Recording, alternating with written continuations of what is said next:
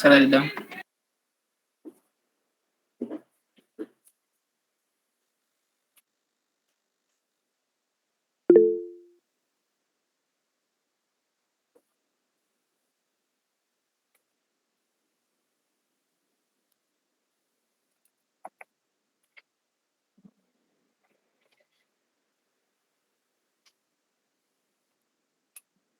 Hola, papá.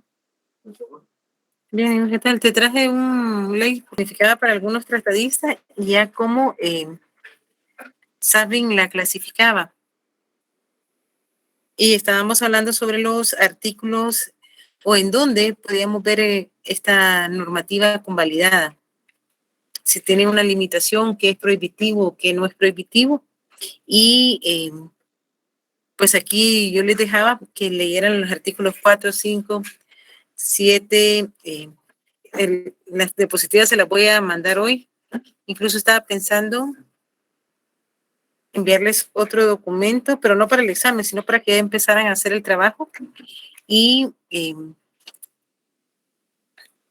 orden público, lo que sí yo les explicaba es de que es relativo, porque de un país a otro hay cosas que pueden ser consideradas de orden público y que otro país no la considere. Por ejemplo, en Latinoamérica, los guatemaltecos, pues somos una sociedad muy conservadora. ¿Qué pasaría si aquí viene, por ejemplo, un estadounidense, o sin irnos a Estados Unidos o europeo, que venga acá una persona de nuestro mismo continente, pero que tiene una amplitud en su forma de pensar, Brasil? Y en Brasil, pues ustedes saben que la forma de vestir son más abiertos de pensamiento. Pues viene alguien acá y anda con una blusa o que fuera solo un brasier, ¿cómo lo tomaríamos? O va a una playa, Monterrico o a Puerto Quexal y se queda topless. ¿Qué pasaría con nuestra forma de pensar o de actuar? Porque en algunas playas de Brasil se puede hacer eso, pero acá no. Y es ahí lo relativo al orden público, porque para ella puede ser lo más natural quitarse la parte de arriba del brasier y estar sin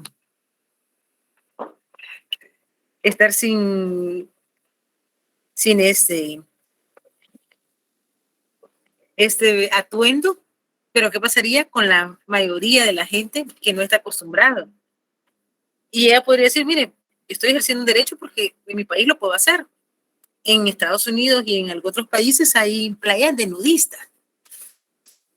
Pero iría o no contra lo que nosotros lo tenemos ya como muy normal.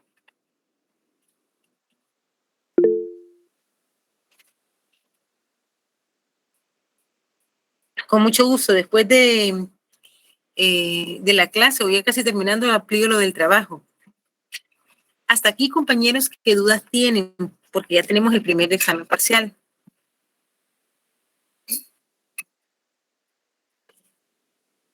Todos han entendido. Es decir, que si ahorita les hago una prueba rápida, todos la contestan y sacan 10 puntos.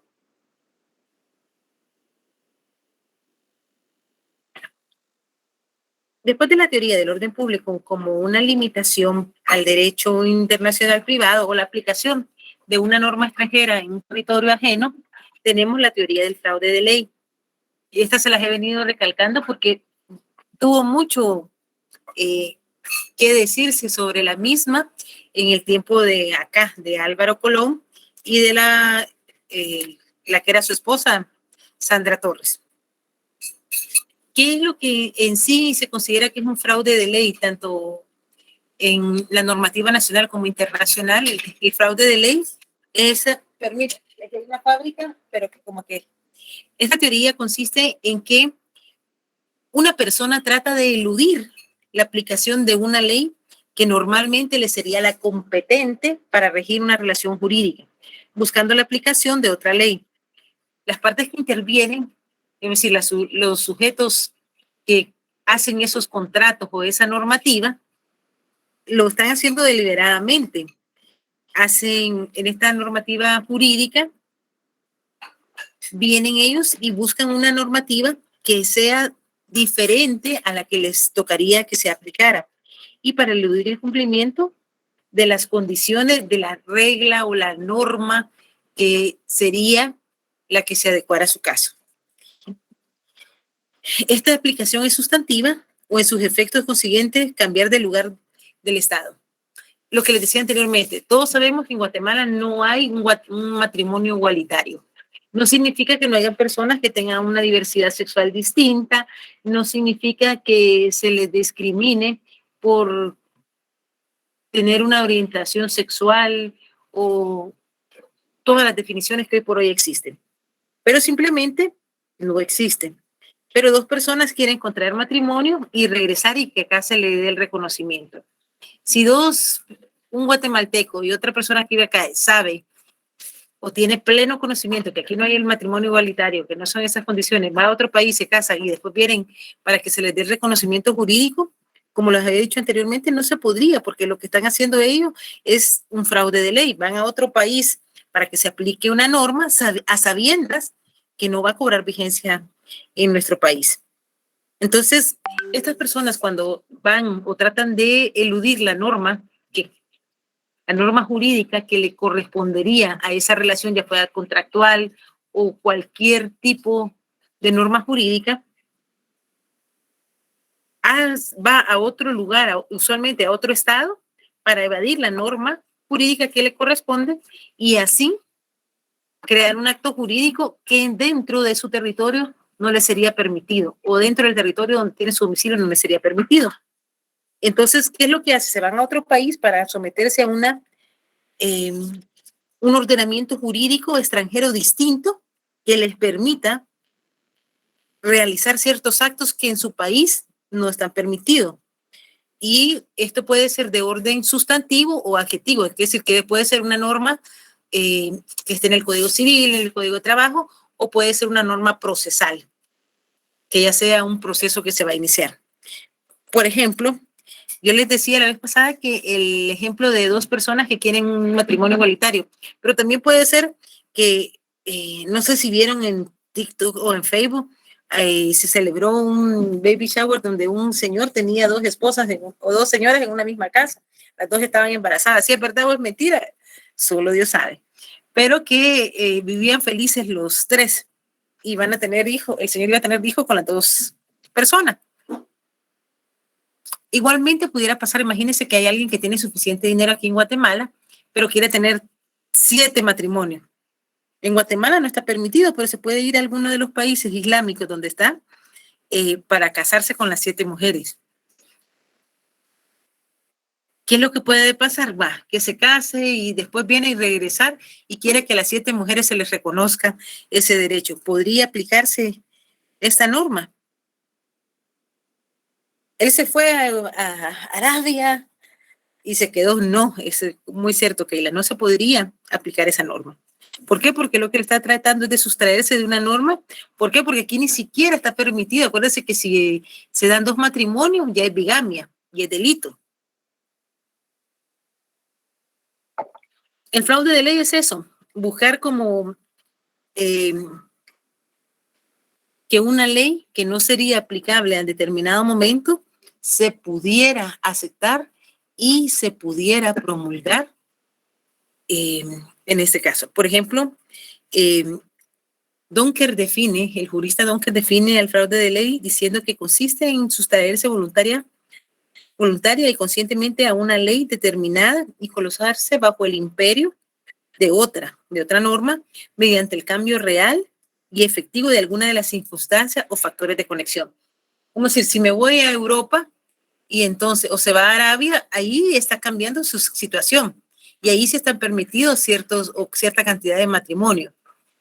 Pero si él sabe que es guatemalteco y que solo hay un matrimonio, que está prohibida la bigamia, entonces realmente se está sustrayendo voluntariamente de la normativa nacional. Nena, el dinero está siempre en su lugar. Ajá. Se está sustrayendo de la normativa nacional para estar bajo el imperio de la ley de otra.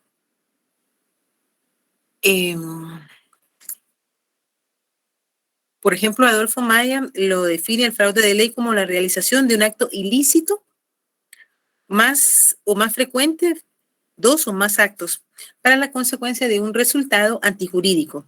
Es un medio de vulnerar leyes imperativas, lo que le aproxima a otros procedimientos tales como el dolo civil, la simulación, el fraude de acreedores, de los cuales las técnicas jurídicas han llegado a aislarse. A ver si yo les pregunto a ustedes cuál es el dolo civil. A ver si se recuentan.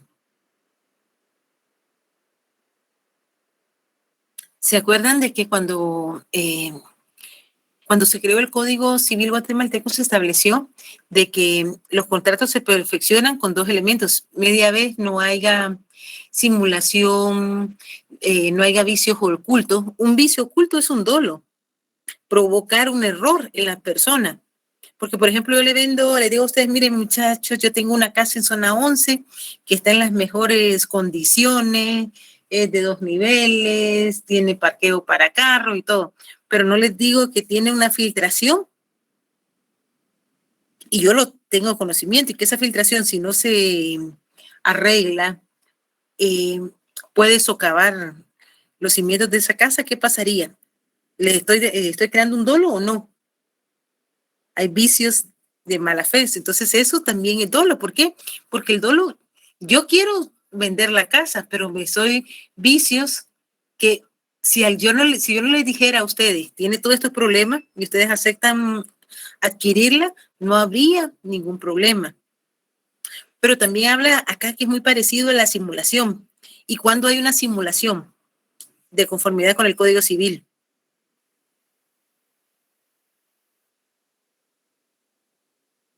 Cuando hay una simulación, por ejemplo, se recuerdan que dentro del Código Civil hay un artículo que establece que está prohibida la retroventa entre esposos. ¿Por qué? Porque puede ser que en determinado momento los esposos se pongan de acuerdo y hagan una simulación contractual. Pero no solo en la simulación, por ejemplo, resulta que hay una persona que la van a demandar porque no ha pagado sus deudas y tiene un bien inmueble. Y es uno de sus mejores amigos y le dice, mira vos, antes que me lo embarguen, haceme favor, te lo voy a vender a vos y después cuando yo ya no me tengan que embargar, me lo regresás. ¿Sería una simulación ese contrato? Van a decir, no, Li, que es que pobrecito mi amigo. Sí, es una simulación. Se autodemandan también. Entonces, esto es lo que realmente implica todo este fraude de ley, una simulación, un dolo, un vicio oculto, el fraude de acreedores. ¿Por qué creen que estas figuras que son eminentemente civiles son tan importantes? Porque eso se da en la realidad también en el derecho internacional privado. Viene un acreedor, una persona y se declara en bancarrota. Entonces se supone que los bienes que tenga, pues los tendría que vender para pagarle a los acreedores, quien de buena fe creyeron en él. Pero muchas veces estos acreedores, uno de los que se declara en bancarrota, pues tiene amistad con uno de los acreedores, entonces va a buscar cómo beneficiar a este acreedor. Y también es un fraude, es una simulación. Pero, ¿saben qué es lo más chistoso? Por eso me llama tanta la atención que cuando acá se habló mucho del fraude de ley, del divorcio entre Sandra Torres y Álvaro Colón, se hablaba mucho porque a lo largo de la historia, donde más ha existido el fraude de ley,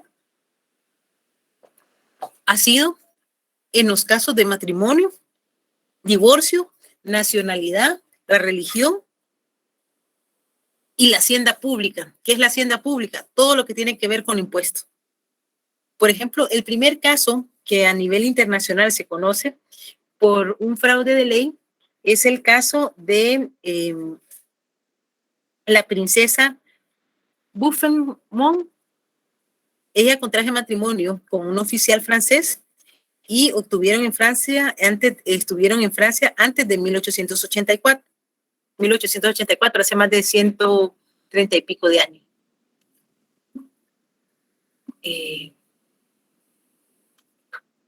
¿Qué tanto hace? Va. Entonces, mírenlo, Patoja. Antes de 1884. Entonces vienen, ella se casa, se hacen la separación de cuerpo. ¿Se recuerdan qué es lo que dice nuestro Código Civil? Está la separación y está el divorcio. Hasta el viernes, si Dios quiere. Gracias a usted, mija. La separación, ¿qué es lo que permite? Porque aquí están hablando de una separación de cuerpo y todavía tenemos un resabio de lo que era el derecho canónico. Bueno, hacen después de que hace esa separación de cuerpos, ella se naturaliza en Alemania. Deja Francia, se hace la separación en Francia, pero en Francia no estaba permitida la disolución matrimonial. ¿Por qué? Porque Francia, al igual que España, tenía mucha carga canónica. Entonces solo era la separación de cuerpo. Acuérdense que en ese entonces, o en la Edad Media, todavía para que se diera el divorcio, tendría que haber razones para que la anule el Papa y bastantes situaciones que no lo podrían hacer. El hecho de que la persona fuera impotente, que no hubiera tenido relaciones, que el derecho canónico dejó varios elementos para poder hacer un divorcio. Pero ella viene y dice, bueno, estoy separada de cuerpo, me voy a Alemania. En Alemania se divorcia primero, porque en Alemania sí podía hacer el divorcio, entonces hace un divorcio, no comparecen los dos, sino que ella se divorcia en Alemania, estando su esposo en Francia, legalmente en Francia, y estando en Alemania se vuelve a casar, porque ya era divorciada, contrae nuevas nupcias con el príncipe Vivesco, que era de Rumania. Hasta ahí no hay problema. Va, se casa en Francia, se separa en Francia, pero no obtiene el divorcio porque no se le permitía. Entonces se va, se hace ciudadana, se nacionaliza alemana, se divorcia en Alemania, se vuelve a casar con un príncipe, este príncipe Vivesco, y hasta ahí no hay ningún problema. El problema está que el esposo se casan y ella decide volver a regresar a Francia. Y cuando llega a Francia, acuérdense que Francia era uno de los países con más elegancia, ciertos elementos o cierta posición social que ahora ya tenía como princesa. Cuando ella regresa a Francia, se encuentra con un problema, porque para Francia ella nunca se divorció del esposo. Entonces viene, cuando ella llega a Francia, se encuentra que tiene dos esposos y que el primero de ellos, el que había sido militar, no estuvo de acuerdo, acude a un órgano jurisdiccional a decir, mire, momento, yo nunca me divorcié de ella, a mí nunca me citaron, ella estaba en Alemania, ella sabía que de donde yo vivía era en Francia, y entonces ella obtuvo un matrimonio de forma fraudulenta.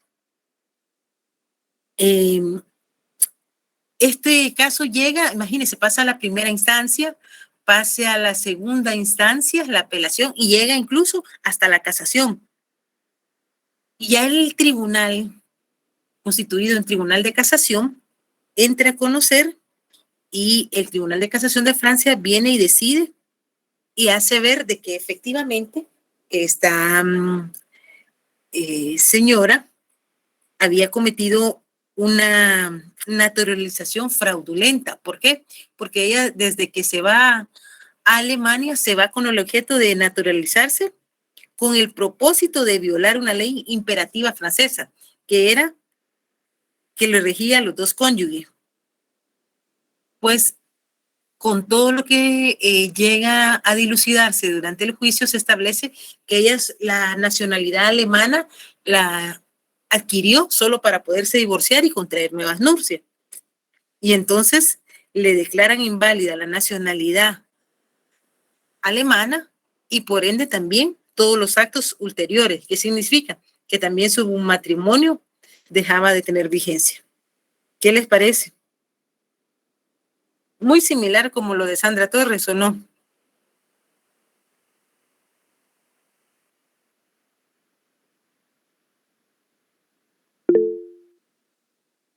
Sí, cuénteme, Donald.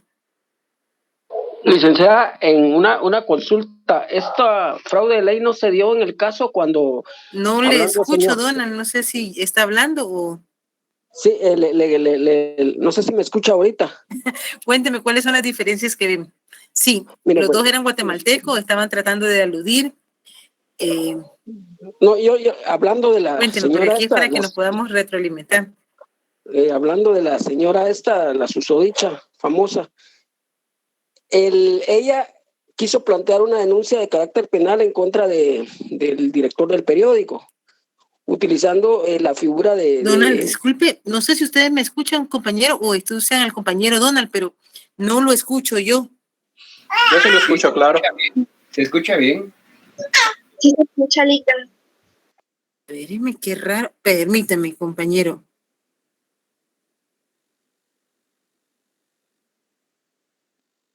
Aló, ahora sí. Donald, sí, perdón, hoy sí le escucho, perdón, no le escuchaba nada. sí, le decía yo en el caso de la señora esta, Ajá. doña Sandra Torres, cuando planteó una denuncia de carácter penal en contra de José Rubén Zamora del periódico, utilizando la figura de femicidio. Cuando De lo que violencia contra la mujer. sí, de violencia contra la mujer, en este caso no incluye, no está encuadrada en esa figura el fraude de ley, porque lo que ella Estaba quería simulando. decir era simular una violencia de género, cuando lo que se estaba cuestionando es la figura que ella representa para la sociedad como ex primera dama. Y estaba violando la ley de libre emisión del pensamiento en este sentido. No sé si estoy mal o encuadra en esa figura esa denuncia. Sí encuadra, incluso existe, como decir, si ella hubiera insistido en llevar a esa denuncia, lo que pasa es que también un proceso penal requiere mucho gasto, y qué bueno que lo digo. La ley contra el femicidio y otras formas de violencia contra la mujer establece que, como muy buen país latinoamericano, tenemos violencia en contra de la mujer, pero ojo, yo siendo mujer y me considero muy objetiva, es algo patriarcal que tiene la mayoría de latinoamericanos. Pero cuando se creó esta norma era para proteger a las mujeres que realmente eran víctimas, no para que se abusara de esto. Y hay que tener mucho cuidado. El artículo 35 de la Constitución Política de la República de Guatemala reconoce el derecho de libertad de expresión y de emisión del pensamiento. Y tenemos una norma que para mí ya tiene muchos años y que ya no responde a la realidad, que es una norma de carácter constitucional, la ley de emisión de pensamiento, porque si se da cuenta ahí, lo que se habla es que cuando un periódico o un noticiero violara algún derecho, pues lo pueden llevar por difamación, pero no responde a la realidad, porque en la realidad, hoy por hoy, cualquiera de nosotros tenemos el derecho a través de un celular o de un móvil de emitir nuestro pensamiento, lo que pensamos, y que otra persona nos lo escuche, lo comparta, o en determinado momento nos puede también cuestionar nuestro pensamiento, porque nada es absoluto en esta vida. Ni siquiera las normas jurídicas todas tienen excepciones. Entonces, ¿qué es lo que pasa? Que hay que reconocer, independientemente de lo que está pasando en este momento con el caso del periodista Rubén Zamora, pero que él ha sido un periodista que durante todo, bueno, desde que yo recuerdo, o que desde 1993 siempre ha sido, anteriormente que existió Crónica, el diario también que era muy, el de Carpio Nicol, si ustedes recordarán, o los que tienen un poquito más de años, si no lo pueden buscar, han sido periódicos en los que eran críticos al actuar de los gobernantes. Y eso es bueno. ¿Por qué? Porque hace unos años yo hice una publicación que los legisladores, el propio o la figura que tengamos de presidente, creen que cuando llegan al poder tienen un cheque en blanco. Y el artículo 154, 155 de la Constitución Política indica que el poder radica en el pueblo. Nosotros se lo delegamos a estas personas, confiamos en ellas. Pero ¿qué es lo que pasa? De que debe de haber una fiscalización social.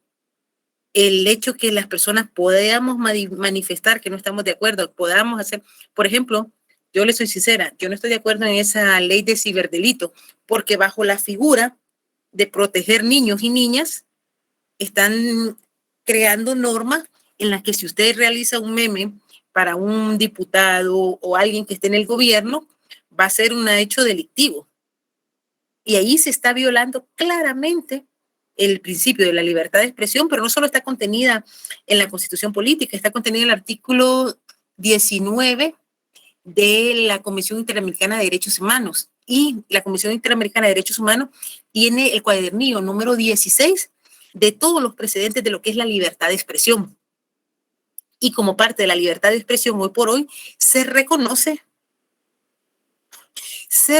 sí, ya les diría que es un buen punto de vista, se reconoce que la libertad de expresión va más allá de que ya no podemos decir que eran solo los medios de comunicación normal, porque hoy todo ser humano tiene derecho a expresar sus opiniones. Usted me puede expresar una opinión, yo puedo compartirla o no, pero está en todo su derecho y su libertad. Entonces, aparte de eso, están los protocolos de la libertad de expresión a nivel de la ONU, las leyes de libertad de expresión a nivel de la ONU, y también la libertad de expresión reconocida en el artículo 10 de la Convención Europea de Derechos Humanos. Y ha avanzado tanto esto al punto que la Comisión Europea de Derechos Humanos ha llevado casos en donde personas, por ejemplo, Kadimanya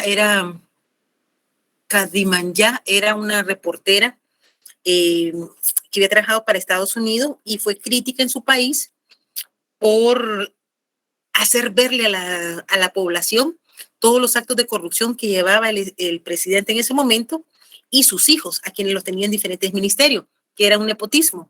A ella la encarcelaron, hasta la acusaron, ella tuvo en determinado momento una relación sentimental con una persona, hicieron que esa persona supuestamente pusiera una denuncia, que él se había querido suicidar por culpa de ella. Y mire, uno ve ese caso y llora sangre.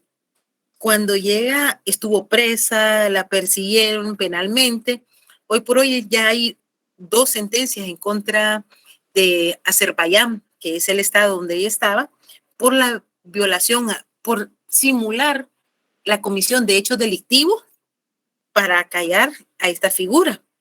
Incluso la llevaron por parte administrativa, la llevaron penal. Es que uno ve la historia de esa mujer y tuvo como 15 años de persecución por emitir su pensamiento. Entonces, en ese caso también, pero no solo se da en el caso de Sandra Torres. ¿Cuántas veces no hemos visto o no han visto ustedes personas que acusan a otras de haber cometido un derecho delictivo? Y no es que lo hayan cometido, pero acusan o presentan una denuncia o un proceso porque tienen problemas con otras, o tal vez es de carácter civil y lo quieren volver penal.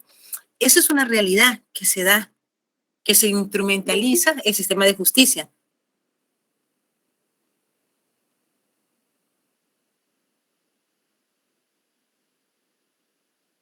No sé si con esto respondo su pregunta, Donald. Y hay que tener mucho cuidado. Ojo, yo lo he dicho y lo sigo diciendo. El delito de violencia contra la mujer es un delito en el que la persona, por años de androcentrismo, de machismo, vulnera a la mujer, pero hay que tener mucho cuidado porque la misoginia es el odio hacia una mujer por el hecho de ser mujer. Pero yo lo hago cuando hago incapacitación, yo les diría, por ejemplo, Donald, sin decir que usted es machista, si usted, por ejemplo, se pelea hoy con su esposa, y yo le digo porque mi tesis la hice sobre violencia contra la mujer, y sí hablo del delincuente primario que nunca lo ha hecho y que hay casos que sí se debían de judicializar, mandarlos a terapia a ambos, porque la violencia no es ni siquiera un círculo, hoy se habla de una espiral que va creciendo. Pero ¿qué es lo que pasa? Por ejemplo, usted viene y está peleando con su esposa, la empuja y la golpea. Entonces viene ella enojada, le va y le presenta una denuncia de violencia contra la mujer. Pero usted tiene su mamá, sus hijas, usted no trata mal, ni odia ni a su mamá y todo. Pudiéramos decir que usted tiene misoginia. Esa es la pregunta del millón. Yo considero que no. Lo mismo he planteado yo siendo mujer. Ya, por el hecho de que, bueno, no vamos a aceptar la violencia de género, la violencia como algo endémico de nuestro país, ¿verdad? Pero regularmente se da entre los hogares, en la formación de una familia, y esa es parte de las discusiones. Que lo que yo no estoy de acuerdo es cuando ya los golpes sí ya son parte de esa resolución de los conflictos. En este caso yo consideraría que él podría plantear que fue un accidente, como realmente usted lo está planteando, pues que sí fue un accidente y que no hay antecedentes como para justificar una agresión para que él pueda de alguna forma ser investigado, como actualmente pasa, y regularmente vaya que planteó ese hecho, porque muchos de esos casos se dan en los juzgados.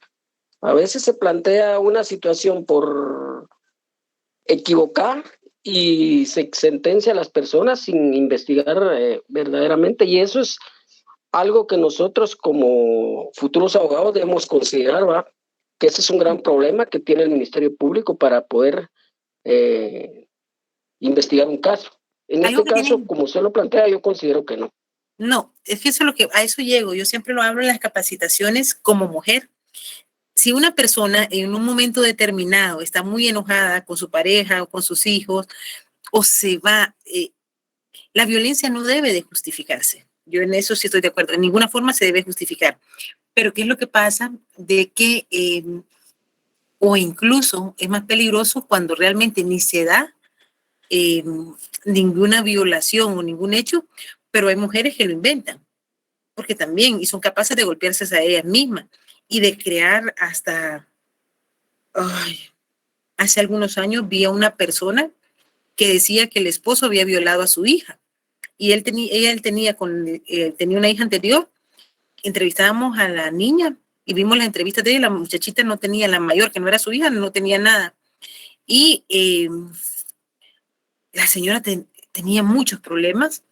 Incluso ella decía de que la empleada estaba a favor de él pero mire, les juro de que esa señora necesitaba mucho. Tal vez yo creo que sí fue víctima en algún momento de algún acoso o algún daño para decir lo que decía, porque decía de que el señor ella había encontrado a su esposo cambiándole el pañal y que por eso estaba violando a la niña.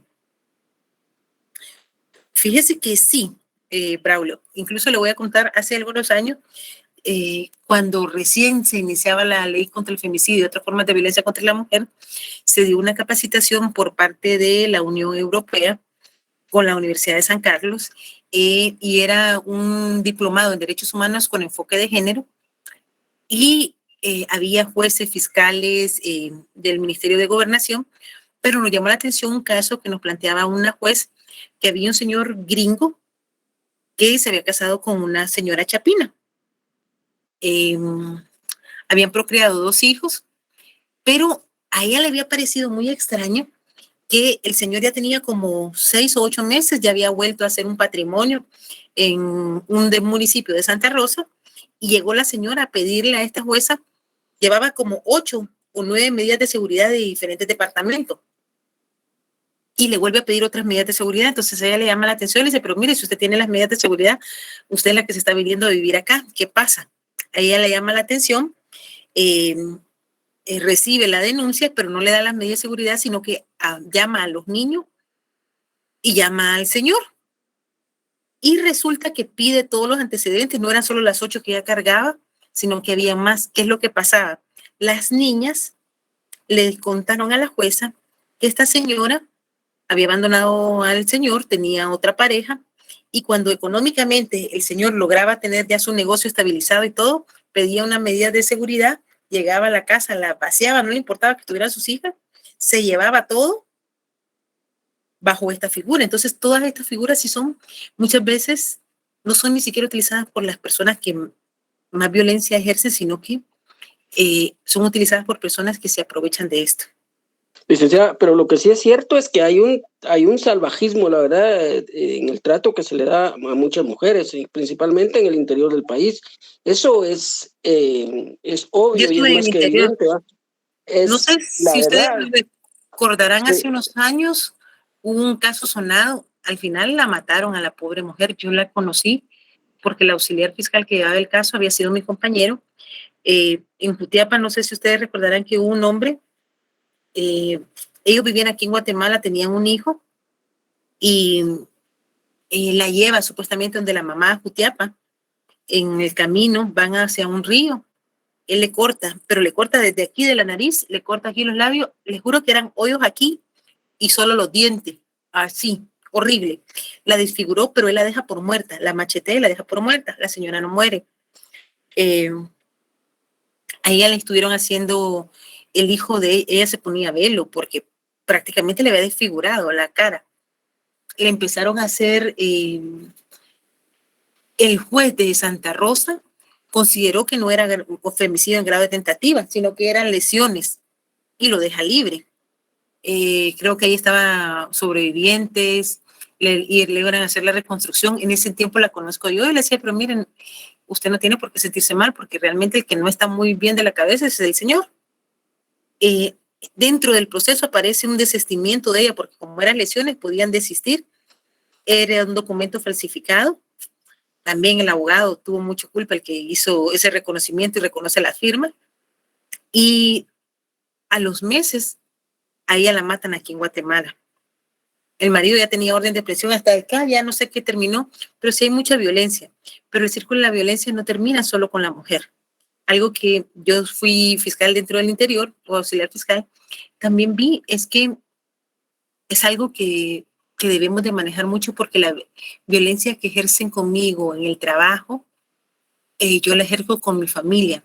Yo, cuando recién hubo esta ley, yo estaba en el interior y me decía una señora, yo lo que quiero es que lo regañe. Entonces, muchas mujeres presentan la denuncia porque creen que con la denuncia la persona va a cambiar. La persona solo cambia con el estudio y con la concientización. ¿Por qué? Porque yo puedo tener una maestría en género, yo puedo tener un doctorado en género, pero si no soy sensibilizada, no voy a tenerle una empatía hacia las mujeres que son víctimas, hacia los niños víctimas. Entonces, todo eso depende de la formación. Pero sí, se da mucho esa simulación en muchas formas.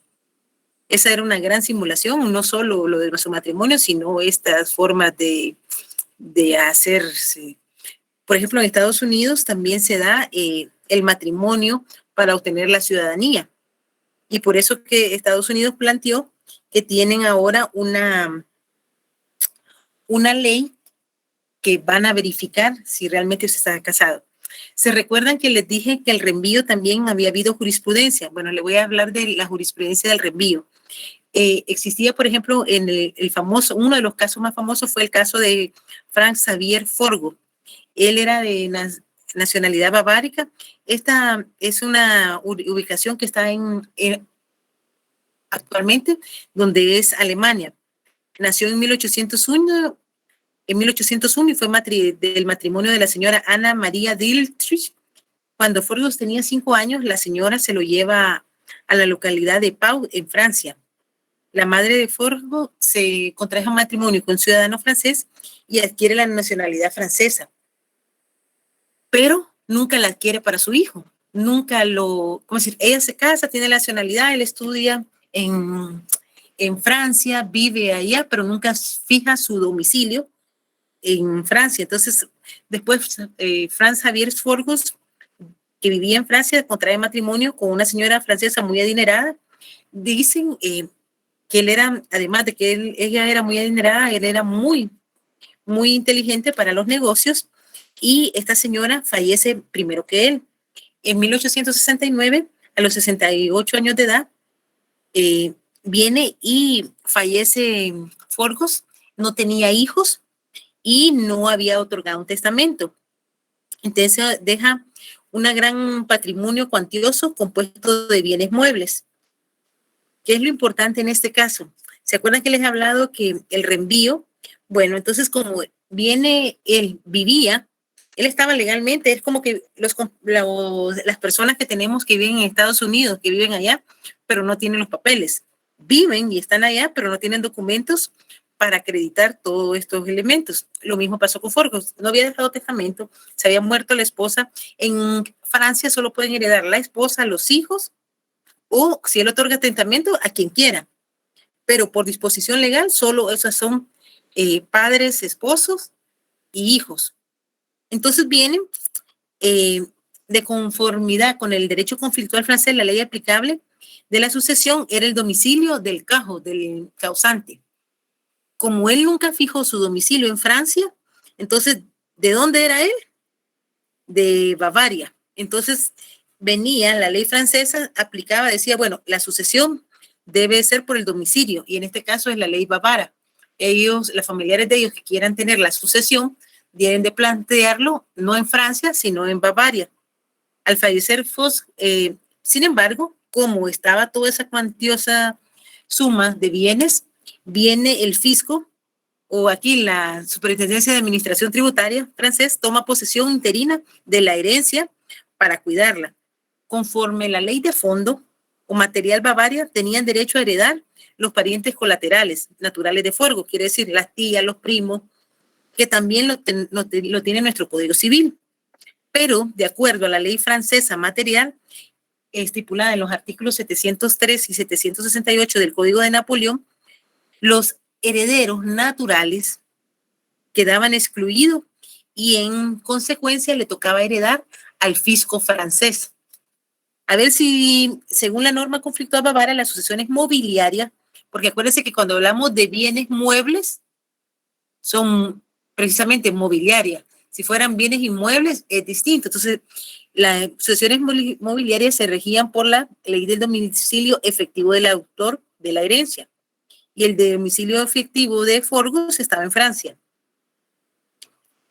Aquí es importante porque, si ustedes recuerdan, el Código Civil que establece nuestro Código Civil guatemalteco,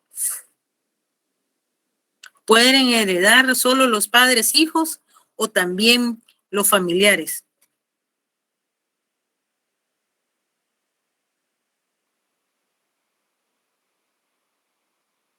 La sucesión vacante. Uy, pues ya me están preocupando. Sí pueden, incluso pueden heredar hasta por estirpe. Puede haber muerto al que le tocaba, pero los hijos, si tuvieran, se puede dar. ¿Y qué pasa si no hay herencia y nadie la reclama?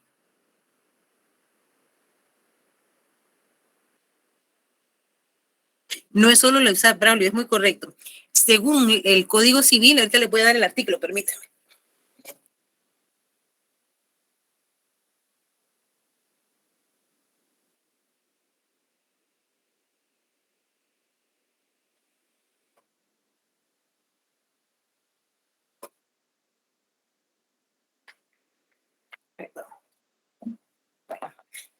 Cuando quieran leer sobre la sucesión hereditaria, está del 917 en adelante. Y también está regulado en el artículo 144 del Código de Derecho Internacional Privado.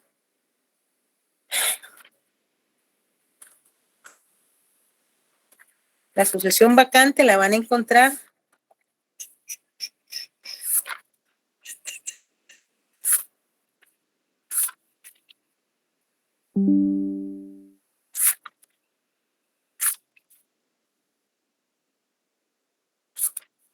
en el 1068 está la sucesión vacante, cuando no hay testamento.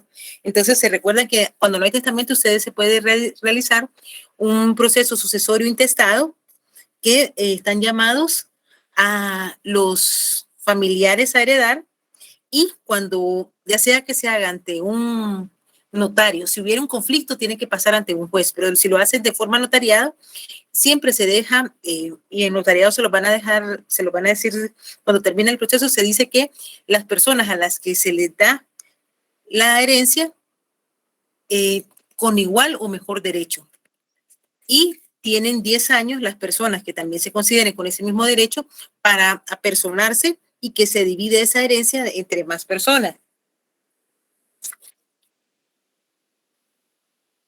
El orden de la sucesión intestada lo vamos a encontrar en el 1078 y precisamente están, en primer lugar, los hijos, incluyendo a los adoptivos, al cónyuge sobreviviente que tenga derecho a gananciales, quienes van a heredar por partes iguales.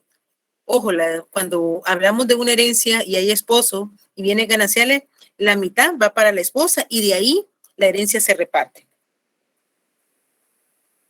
A falta de descendencia, en el 1079 establece que sucederán los ascendientes más próximos y el cónyuge en porciones iguales. A falta de los llamados a suceder, según el artículo anterior, sucederán los parientes colaterales hasta el 4º grado de consanguinidad. Por eso prácticamente nosotros teníamos muy similar a Alemania. Y lo dispuesto se tenderá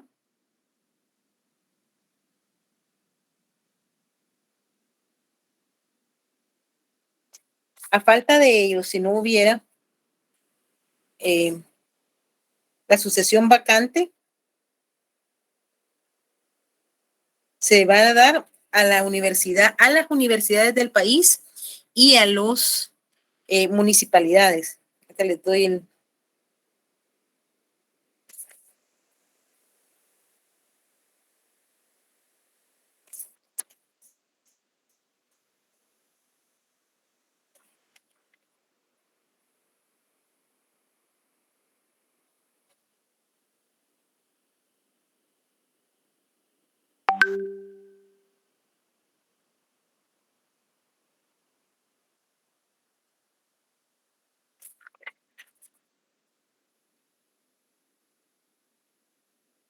En el 1074 está lo que me decía Braulio, para que lo pongan, él le ponen una calavera porque eso es pregunta de privado. Son llamados a la sesión intestada según las reglas que más adelante se determinarán los parientes del difunto. A falta de estos, el Estado y las universidades de Guatemala por partes iguales.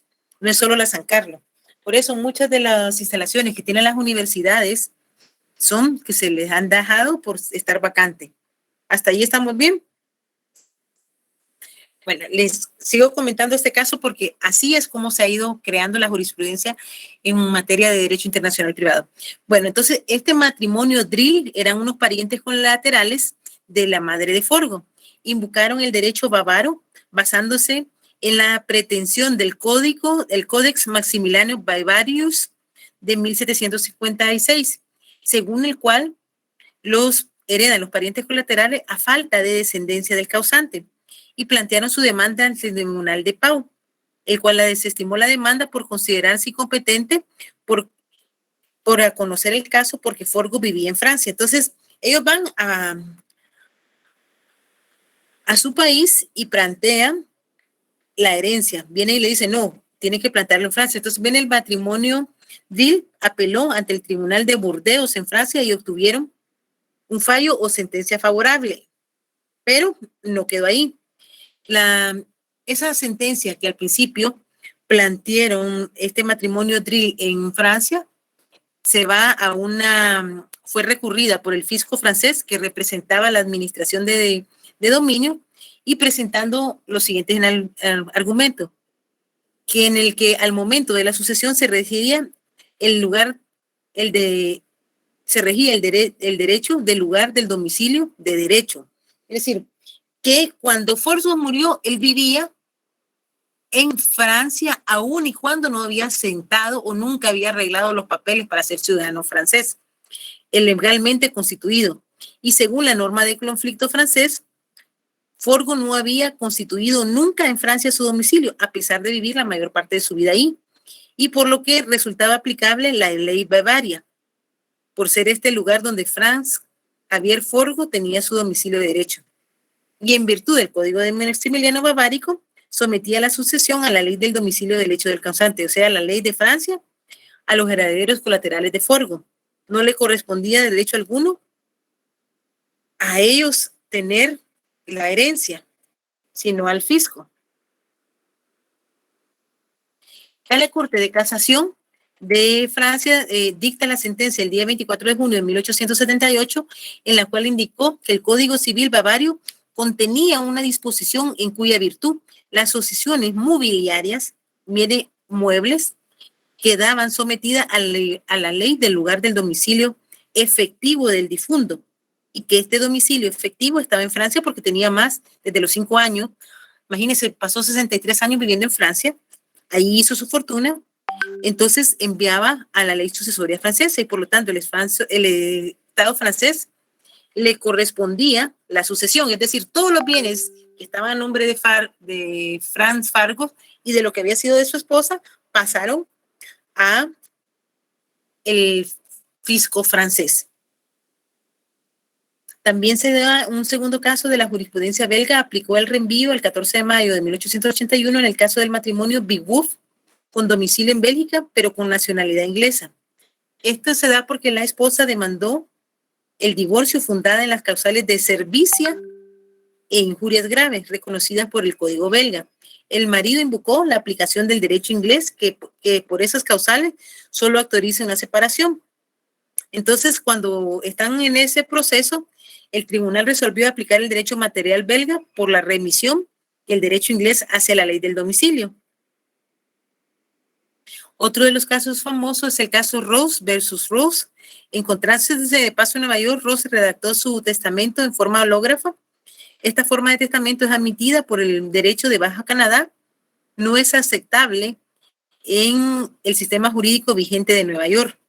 Entonces, no se podía aplicar el domicilio del testador al redactar el testamento y fallecer estaba en la provincia de Quebec.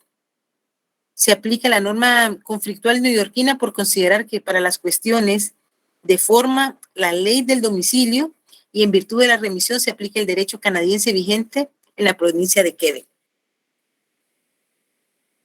Entonces vamos a ver que sí ya en los casos del reenvío sí han habido que un país manda a otro, regresa y hasta que uno se adjudica la jurisdicción. ¿Ahí tienen alguna duda, compañeros?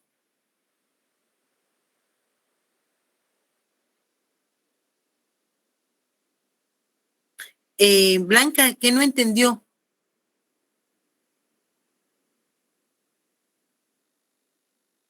Acá los inmuebles siguen, le quedarían de conformidad con el 1074, ojo, que es pregunta de privado, le correspondería al Estado y a las diferentes universidades por haber una sucesión vacante.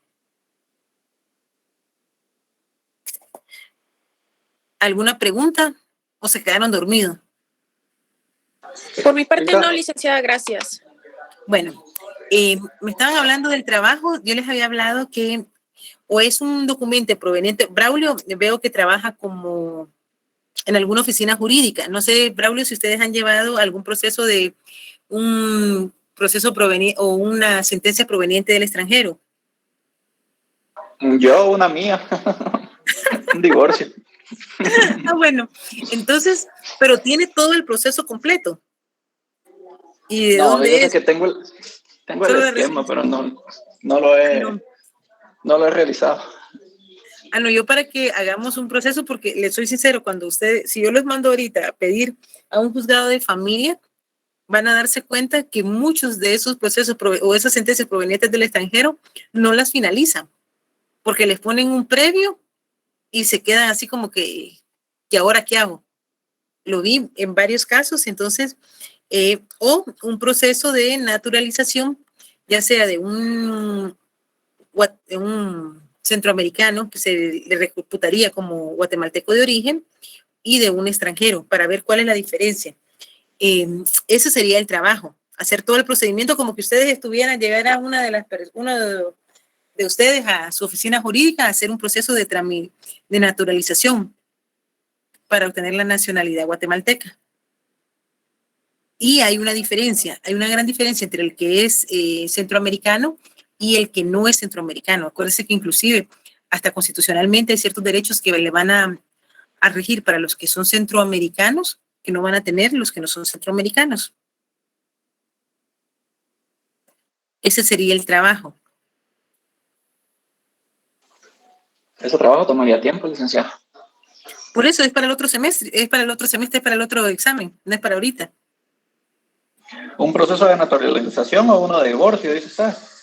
Que venga como apostillado. Una naturalización, acuérdese que una naturalización implicaría el trámite que se da. Si es de guatemalteco de origen, el trámite que da primero ante el Instituto Guatemalteco de Migración y después la resolución, porque si ustedes se dan cuenta, la resolución de una cuando ya se pide al Ministerio de Relaciones Exteriores, que es quien ya emite una resolución aceptándolo al guatemalteco de origen, porque los centroamericanos que fueron parte de la Confederación Guatemalteca, o la Confederación Centroamericana, se reputa guatemalteco de origen.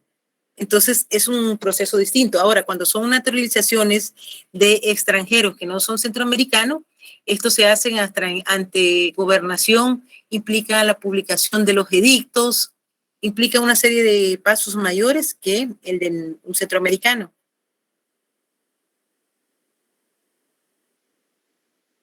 Entonces, ¿cuál haríamos, licenciada? Uno de esos dos.